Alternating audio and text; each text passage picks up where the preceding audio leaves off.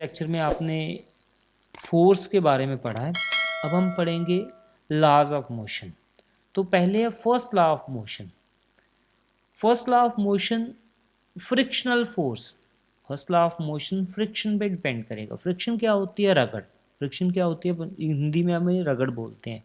जैसे किसी भी चीज़ को हम खींचते हैं, अगर उसका सरफेस प्लेन है तो जल्दी खींच जाएगी। अगर रफ है, रफ समझते हो ना, खुरदरा है, रफ है, तो वो देरी से खींचेगा। ठीक है।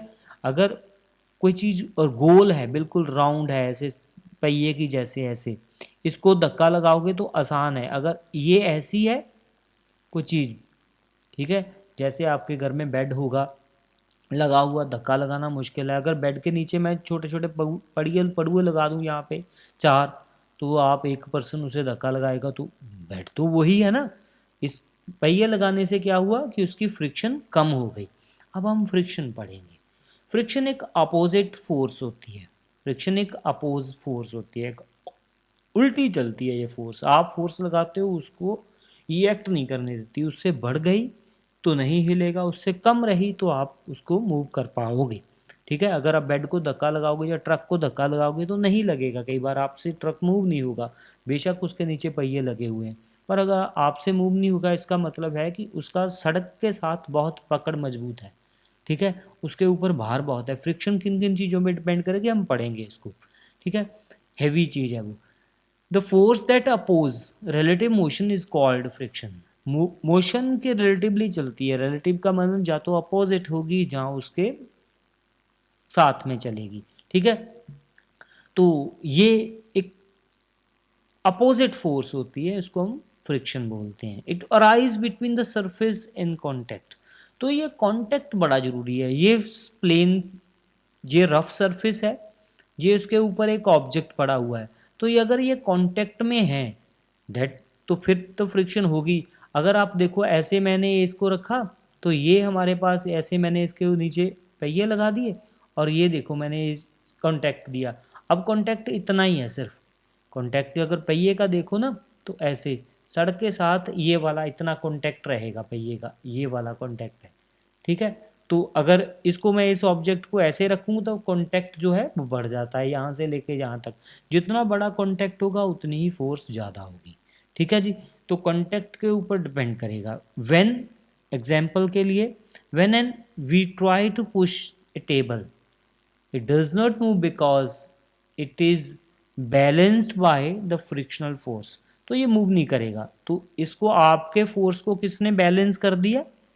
फ्रिक्शन ने। फ्रिक्शन ने आपकी फोर्स को बैलेंस कर दिया। अगर आपकी फोर्स बढ़ जाए तो मूव हो जाएगा, नहीं तो आपकी फोर्स तो कम है ही।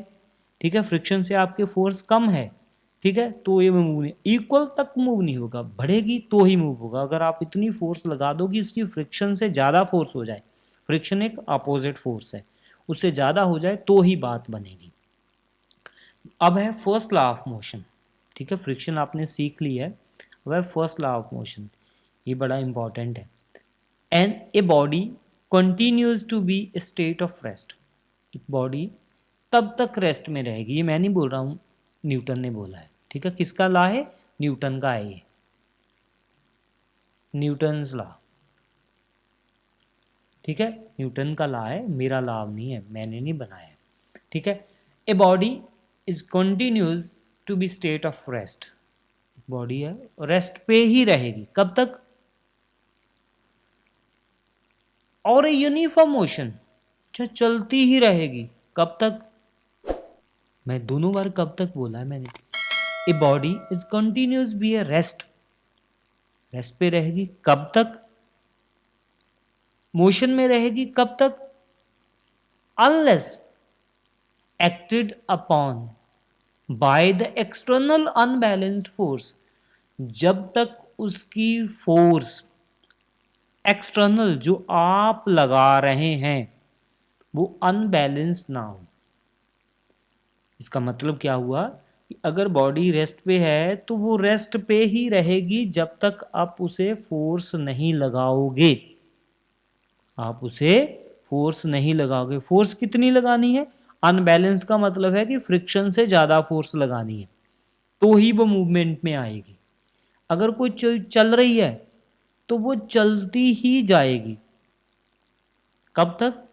जब तक आप उसे रोकोगे नहीं। आप ना भी रोको तो उसे एक अनबैलेंस्ड फोर्स रोक देगी, उसका नाम है फ्रिक्शन, जो आपके अपोजिट चलती है। आप साइकिल पे जा रहे हो, बाइक पे जा रहे हो, कार पे जा रहे हो, आपने ब्रेक नहीं लगाई, गियर निकाल दिया, गाड़ी बंद कर दी, मगर गाड़ी तभी नहीं बंद होगी, गाड़ी चलती जाएगी चलती जाएगी चलती जाएगी। उसके बाद थोड़ी देर के बाद वो रुक जाएगी। ठीक है, थोड़ी देर के बाद वो रुक जाएगी। वो चलती जाएगी चलती जाएगी चलती जाएगी। वो किसकी बदौलत? इनर्शिया की बदौलत। किसकी बदौलत? इनर्शिया की बदौलत। इनर्शिया, इस लॉ को नाम हम इनर्शिया देते हैं, इनर्शिया बोलते हैं इसे।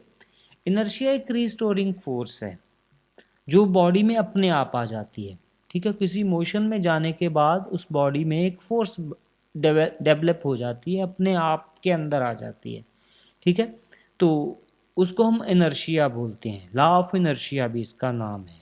ठीक है, ये लेक्चर हमारा 2 है जो चल रहा है।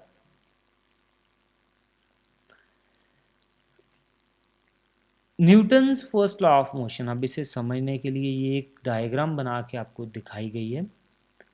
तो अगर ये बॉडी रेस्ट पे है तो रेस्ट पे ही रहेगी जब तक उसे कोई फोर्स नहीं लगाएगा। इसने हिट किया तो ये बॉडी मोशन में आ गई।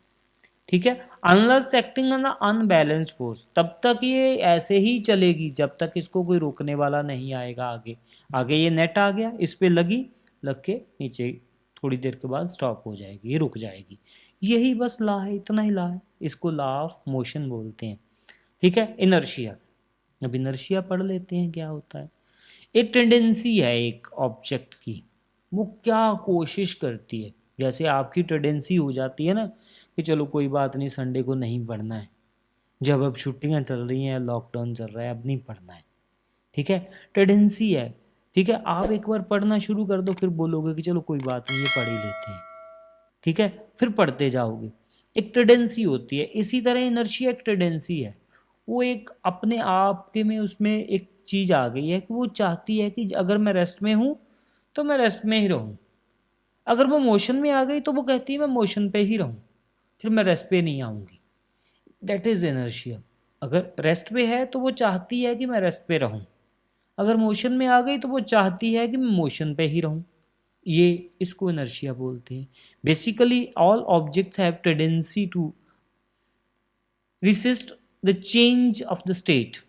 इन्होंने बोला है कि ऑल ऑब्जेक्ट, आप भी उसमें ही आते हो, हर चीज की एक टेंडेंसी है, अगर वो उसी में ही रहना खुश कर पसंद है। अगर किसी के पास छोटा घर है ना, छोटा घर है, तो वो उसके लिए स्वर्ग है, वो उसी में ही रहना पसंद करेगा।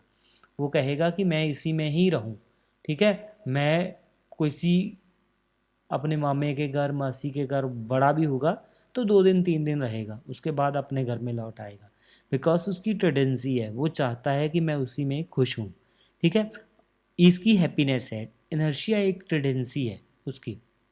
अगर वो रेस्ट में है तो रेस्ट में रहना पसंद करेगा, अगर मोशन में है तो मोशन में रहना पसंद करेगा। ठीक है, that is known as inertia. ठीक है, this is tendency is called inertia. All bodies do not have the same inertia, सब बॉडी का सेम इनर्शिया नहीं होता है। Inertia depend upon the mass of the body, body के mass के ऊपर डिपेंड करेगा। कैसे करेगा वो हम आगे करेंगे।